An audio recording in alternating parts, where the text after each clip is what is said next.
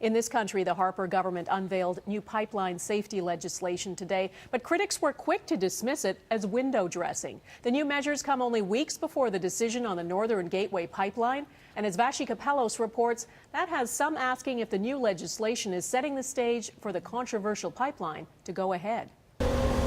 With just weeks to go until Ottawa makes a decision on the controversial Northern Gateway pipeline, the Conservatives are announcing new pipeline safety legislation that will apply to all old and new pipelines. We have a safe transportation record of 99.999%. But we believe there is still more we can do. Some of the major changes include absolute liability of $1 billion for pipeline operators. That means they have to pay for the cleanup even if they're not at fault. They'll also have to prove they have $100 million in cash on hand to react quickly to a spill.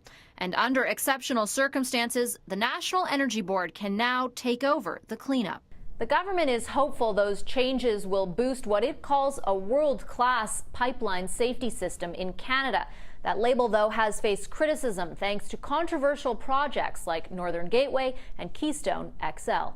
Energy analyst Richard Dixon says the changes are a step in the right direction, but likely more about setting the stage to give Northern Gateway the green light. That the Cabinet will approve the Northern Gateway project, and that's saying, well, we've got this tighter legislation in place now.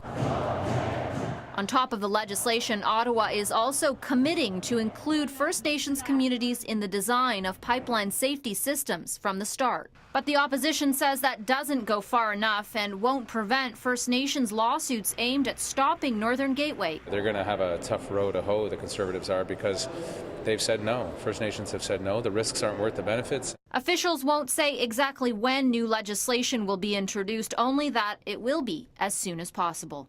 Vassy Kapelos, Global News, Ottawa.